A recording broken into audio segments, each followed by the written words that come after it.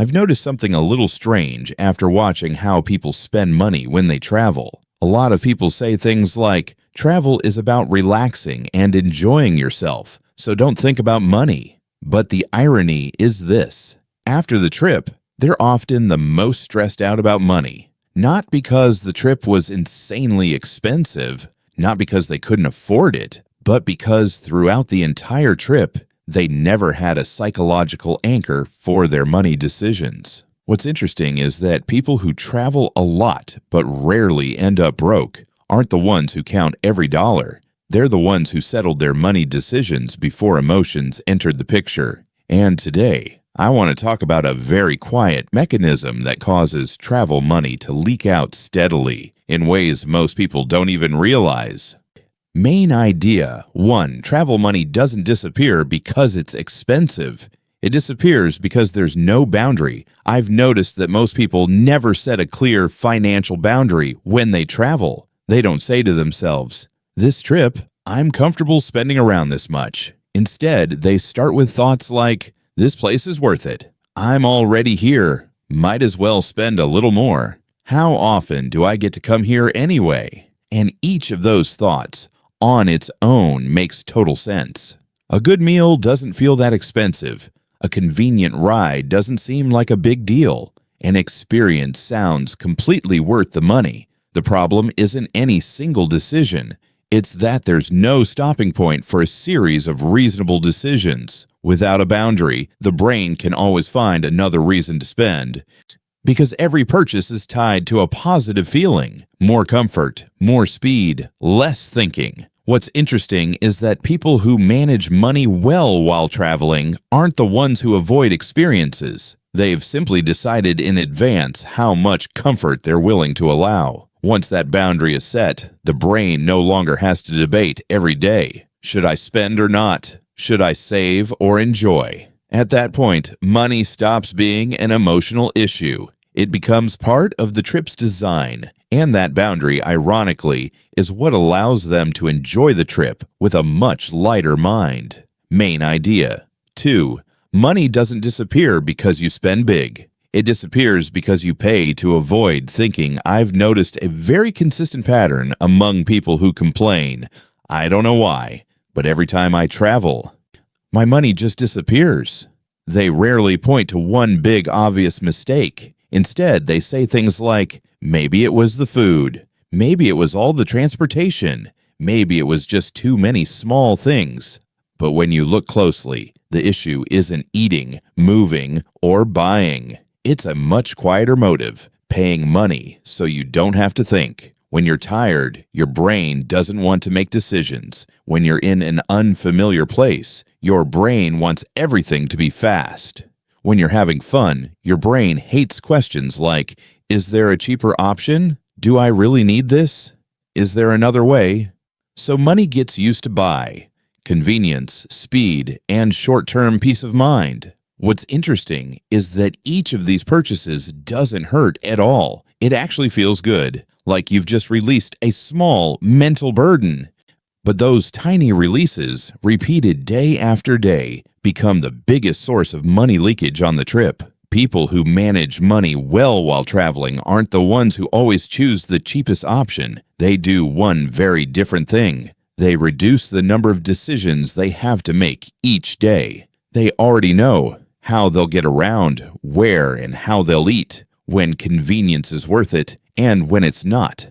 Because of that, money stops being used to fight fatigue and starts being used for things they actually want to remember later. And this is the part many people miss. The fewer impulsive decisions you make, the lighter the trip feels, not less enjoyable at all. Main idea 3. When you travel, money starts to feel unreal. And that's when you're most likely to spend it wrong. I've noticed that many spending decisions made while traveling happen in a state where people don't actually feel like they're spending money. Not because they don't know the prices, not because they don't care, but because the entire context has changed. At home, every time you swipe a card or take out cash, your brain still connects it to everyday life. Rent, bills, and all the responsibilities waiting afterward. But when you're traveling, everything is detached from that familiar reality. You're in a different place, on a different schedule, and every expense gets labeled as just for this trip. That label causes the brain to temporarily disconnect from long-term consequences. What's interesting is that money doesn't disappear all at once. It disappears quietly. Each day you go slightly over what you planned, but because there's no clear reference point, your brain never triggers a warning signal until one of two things happens. The trip starts to feel a little tense near the end, or you get home and realize you spent far more than it ever felt like. People who travel and still keep their finances under control aren't the ones tracking every single expense. They do one very simple thing. They don't let money lose its sense of reality. They keep a loose but clear picture in mind, where they are each day, whether spending is speeding up, and whether it's time to slow down. That awareness doesn't make the trip heavier. On the contrary, it prevents stress at the end and keeps regret from following them home. Main idea 4. You don't regret spending a lot. You regret spending on things that leave no memory. I've noticed that after a trip, when people look back at their spending, they rarely regret real experiences. They don't say, "I wish I hadn't gone there. I wish I hadn't done that." What they regret are the expenses they barely remember, things bought in a rush, money spent just because it was convenient, purchases that felt reasonable at the time but carried no emotional weight a few weeks later. What's interesting is that while traveling, the brain easily confuses short-term satisfaction with long-term value. Buying something quickly, eating just to save time, choosing the easiest option, all feel good in the moment. But memories aren't created that way. Memories are created when you're fully present, truly experiencing something, and left with a story worth telling later. People who spend money wisely while traveling aren't extreme memory chasers. They just do one subtle thing. Before spending, they quietly ask themselves, "Will this still matter to me after the trip?" If the answer feels vague, they usually skip it without feeling deprived. If the answer is clear, they spend without guilt. As a result, total spending isn't always dramatically lower, but satisfaction is much higher. Money stops being used to fill empty moments and starts being used to create meaningful highlights. Main idea 5. People who manage money well always review the trip, not to blame themselves, but to upgrade the next one. I've noticed a very clear difference between two groups of people. One group finishes a trip and closes the chapter. The money is spent. It's over. The other group does something different. They take a short moment after everything ends to look back at the trip with a calm mindset. What's interesting is that they don't do this with regret. They don't say, "I shouldn't have spent on that. I should have been more careful." They simply observe which expenses truly felt worth it. Which ones did I forget almost immediately? Would I do this again next time?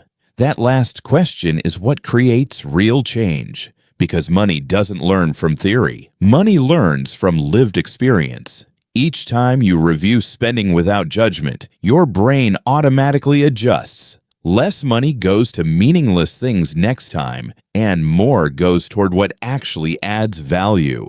People whose money habits keep improving aren't the ones who learn through pain. They quietly build self-awareness, how they personally enjoy travel, what feels worth paying for, and what always leaves them feeling empty. After a few trips, they don't need to try to save money anymore. Their behavior becomes cleaner, their decisions become faster, and money rarely slips out of control. I've come to realize that money problems while traveling rarely come down to how much money you have. They come down to how money shows up in your mind. When money is used to avoid fatigue, avoid thinking, or avoid slowing down, it leaks steadily without you noticing. But when money is placed inside a clear frame, with boundaries, with intention, and with reflection after each experience, it stops being a source of stress. It becomes a tool that makes travel lighter, more enjoyable, and free of heavy after effects once you're home. What's interesting is this: you don't need to apply everything I've shared. Just one small shift in perspective, one clear boundary, or one better question before spending, can make your next trip completely different from the last. And over time, those small changes compound into very solid money habits. If anything I shared feels familiar to you, go ahead and hit like to support the channel. And if you want to understand money in a calmer, lower pressure, more realistic way, consider subscribing. This channel isn't about getting rich fast. It's about feeling lighter around money and gaining control over your own behavior. Thank you for watching. I'll see you in the next video.